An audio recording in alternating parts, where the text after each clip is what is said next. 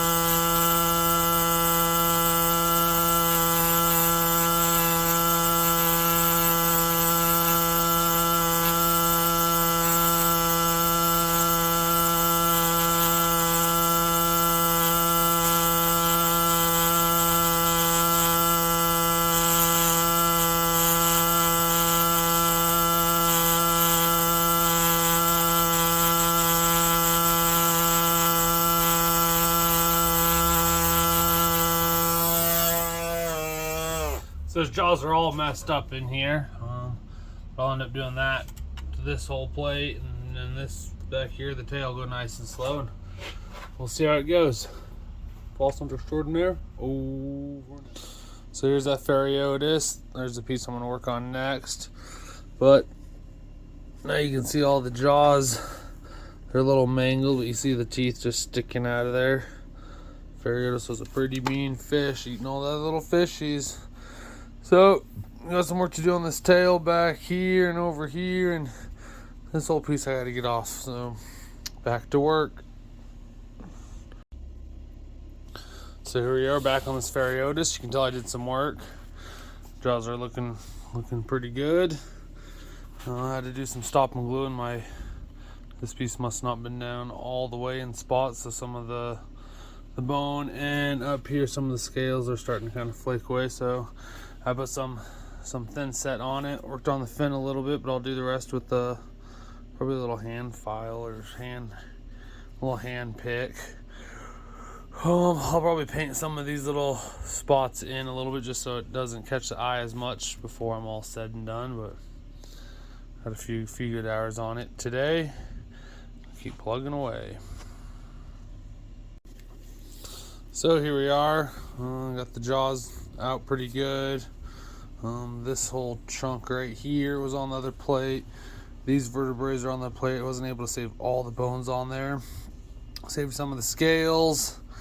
This fin was already in pretty bad shape, it looks like, but I tried to save what I could. Got most of the tail out. I gotta do a little bit more work on the tail and down here on this fin. And other than that, I'll cut it out and put a beautiful frame around it and hang it on the wall. I think there's two or three vertebrae, two vertebrae here that are missing, that are probably still out in the quarry somewhere now. So not too bad of a fish, looking pretty good.